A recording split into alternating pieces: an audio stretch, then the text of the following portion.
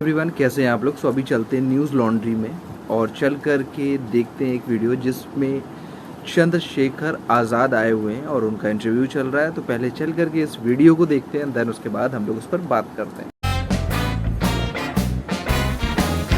ये निकम्मे निठल्ले लोगों की सरकार है जिनका काम है देश की गरीब जनता को लूटना और पूंजीपतियों को देना। जिस तरह का खिलवाड़ सरकार कर रही है, ये सिर्फ सत्ता के सहारे पे, और वो सत्ता का जो घमंड है होता है।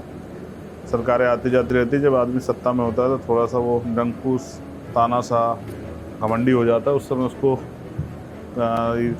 ये सब चीज़ें नहीं दिखाई देती कि उसके द्वारा कितने गलतियाँ की जा रही हैं। इस देश के करोड़ों दलितों, शोषितों, वंचितों, अल्पसंख्यकों पर जो हमले हो रहे हैं, चाहे मूछें रखने पे, चाहे घोड़ी पे बैठने पे, चाहे उनको पेशाब पिलाना हो, ये तमाम जो हमले जो हैं जो सरकार के संरक्षण में हो रहे हैं। क्योंकि अगर आपके पास सारी पावर है, आपके पास पुलिस है, इंटेलिजेंस है, LIU है, IB है, उसके बावजूद भी अगर इतना ये अन्याय हो रहा है, जातिगत अन्याय हो रहा है, तो फिर ये सरकारें और ये कानून व्यवस्था किसके लिए। बस मैं आपकी आंखों को पढ़ रहा था आजकल। मैं बाबा बागेश्वर की तरह कुछ पढ़ने लगा हूँ चीज़ों को ना, बिना पर्चे के। तो मैं समझ रहा था कि आपका यही सवाल आने वाला है। साहब काशी नाम कहते हैं, तमन्ना अगर सच्ची हो तो रास्ते हजार होते हैं, तमन्ना अगर झूठी हो तो बहाने हजार होते हैं। आपको मैं चंद्रशेखर आज़ाद कह के संबोधित करूं या चंद्रशेखर आज़ाद रावण? हाँ, ये बड़ा अहम सवाल है, क्योंकि भारत में जाति और नाम, इन दोनों पे बड़ा ध्यान दिया जाता है, ना कि कर्म पे। और मैं समझता हूँ जब जिस दिन भारत में कर्म आधारित जो है सम्मान होगा, उस दिन मुझे लगता है कि भारत में बहुत कुछ बदल जाएगा। हाल ही में चंद्रशेखर आज़ाद आपकी हत्या करने की कोशिश की गई।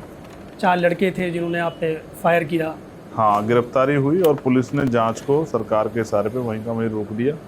अभी तक पुलिस ने उनकी जो है कस्टडी रिमांड भी नहीं मांगी है, पुलिस रिमांड भी नहीं ली है कि उनसे पूछताछ की जाए कि बेसिकली इनके पीछे कौन था।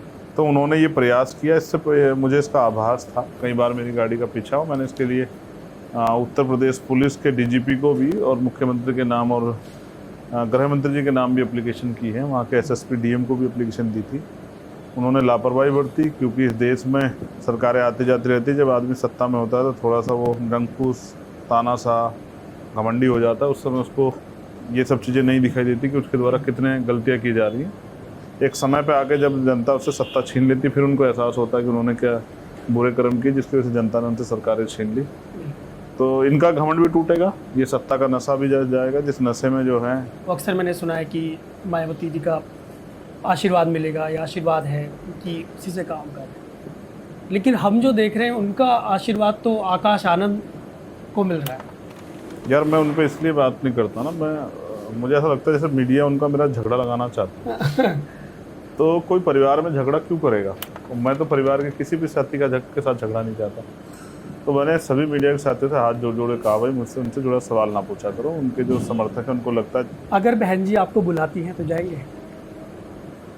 क्यों नहीं जाऊँगा, ये बताओ। बीजेपी धर्म के आधार पर राजनीति करती है। बीजेपी नए नए कानूनों पे बड़ा इंटरेस्ट लेती है। उन्होंने किसानों के खिलाफ कानून बना दिया, पूछा भी नहीं किसानों से इससे फ़ायदा हुआ नुकसान। बाद में जब किसानों ने पढ़ा तो वो डर गए तो वो आके यहाँ बॉर्डर बैठ गए, 700 किसान शहीद हो गए। फिर बाद में प्राइम मिनिस्टर ने हाथ जोड़ के माफ़ी मांगी, मेरी तपस्या में कुछ कमी थी। इससे पहले आप किसानों से बात कर लेते तो इतना बड़ा बवाल ही नहीं होता। बीजेपी के लोगों को जवाब देना चाहिए, जातिगत जनगणना कब करा रहे हैं, कब जिसकी इतनी संख्या बार उसकी इतनी हिस्सेदारी के फॉर्मूले पे कब बात कर रहे हैं। तो इन सब चीज़ों पे बीजेपी को भी जवाब देना है। बेरोजगारी, 2 करोड़ रोजगार देंगे, उन पर जवाब देना है। नोटबंदी, अरे भाई नोटबंदी कर रहा हूँ, 50 दिन में अगर नहीं असर हो तो मुझे लात मार देना। अभी 2000 का नोट बंद कर दिया, इस पर जवाब देना है। ठीक है, GDP की बात करते हो, अरे भाई सर क्या ठीक है, हमारी इकोनॉमी तो बढ़ रही है। 5 ट्रिलियन वालों से पूछो तो कहते हैं वो चंद पूंजीपति ताकतवर हो गए, वो पैसा उनके पास, उसके हिसाब से थोड़ा ही तय करोगे। हाँ। प्रति व्यक्ति आए तो देखो क्या कहाँ चली गई है। 80 करोड़ लोग जिनको चिल्ला चिल्ला कहते हो सस्ता राशन दे रहे हैं, तो शर्म नहीं आती कहते? ये तो बोल रहे हैं कि हवाई चप्पल वाला जो है हवाई जहाज में सफ़र करेगा। कर तो रहे हैं, प्राइम मिनिस्टर कर नहीं रहे हैं। 8000 करोड़ के हवाई जहाज में सफ़र नहीं कर रहे हैं। और किस वो देखो, सब कुछ अपने लिए कहते हैं। वो कहते हैं अच्छे दिन आएंगे बीजेपी के लोगों के, बेटी पढ़ाओ बेटी बचाओ, बेटी अपने आप पढ़ाओ और बचाओ बीजेपी के लोगों से। ठीक है, वरना तो ब्रजभूषण जैसे जो हैं, देश की जो मेडल लाने वाली बेटियों का शोषण करने वाले लोग जो हैं, तो कोई पत्रकार कुछ पूछेगा तो वो हाथ तोड़ देंगे उनका और धमका देंगे जैसे वो इंसान ही ना हो। ठीक है, अभी कहा उन्होंने कि मुझे मैं फांसी चढ़ जाऊंगा अगर मेरे ऊपर आरोप साबित हो गया। अब तो आरोप साबित हो गए, चार्जशीट लग गई, अब क्या करोगे? एक आपने आरक्षण पे भी सवाल छेड़ा। मैं कहता हूँ ना, इस देश में 100% आरक्षण हो जाना चाहिए, 100% आरक्षण। जिसकी जितनी संख्या बढ़ी उसकी उतनी हिस्सेदारी, और इससे बढ़िया कोई फार्मूला नहीं है। ये फार्मूला उस दिन लागू होना चाहिए था जिस दिन देश आज़ाद हुआ, क्योंकि 400 सिलेंडर पर बीजेपी के लोग बहुत रोते थे, 1100 सिलेंडर पर नहीं रो रहे हैं, 60 रुपये का पेट्रोल बहुत रोते थे, 100 रुपये पेट्रोल डीजल पे नहीं रो रहे हैं, 4 रुपये बिजली की यूनिट पे बहुत रोते थे। अब जो 7-8 रुपये बिजली यूनिट बीजेपी की सरकार मिली उस पर नहीं रो रहे हैं। तो ये जो लोगों की जेब काटी है। और देखो, जनता आपने धर्म के जाल में फंसा रखा है। जिस दिन धर्म के जाल से जनता बाहर निकलेगी। मणिपुर की हिंसा पे कहाँ है प्राइम मिनिस्टर? मणिपुर की हिंसा नहीं है। जब आप रूस और यूक्रेन का युद्ध रुकवा सकते तो आप मणिपुर की हिंसा क्यों नहीं रुकवा पाए भाई?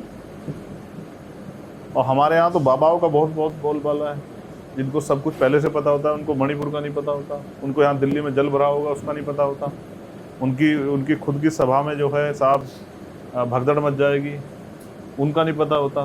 तो हमारे ऊपर तो इस देश में जो ये बहुत बड़ा तबका है वंचित समाज तबका, इसके ऊपर तो धार्मिक जंजाल बड़े पैमाने पर डाला गया है। विपक्षी गठबंधन की बात हो रही है। अभी पटना में एक बड़ी मीटिंग हुई, कई दलों के नेता मिले वहाँ। आपके पास निमंत्रण था उसका या आप उसमें शामिल? नहीं, मैं झूठ कहता नहीं, मेरे पास कोई निमंत्रण नहीं था भाई। अभी हमारा दल बहुत छोटा दल है, हमें अपने दल को मजबूत करना है।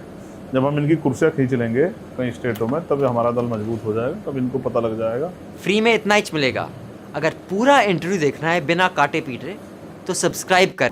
सबसे पहले तो बताइए कि न्यूज़ लॉन्ड्री का ये इंटरव्यू कैसा लगा, जिस तरीके से चंद्रशेखर आज़ाद से पूछा गया और उन्होंने बेबाकी के साथ अपने सारे आंसर्स दिए। उन्होंने जिस तरीके से बताया कि उन्हें इनविटेशन नहीं मिला अपोजिशन पार्टी की तरफ से कि वो जाते और वहाँ जा कर के वो उन लोगों के साथ मिलते, उन्हें इनविटेशन नहीं मिला। और फिर पूछा गया कि मायावती अगर आपको इनवाइट करे तो आप जाएंगे कि नहीं जाएंगे। उन्होंने फिर उस पर भी आंसर दिया कि क्यों नहीं जाऊंगा मैं।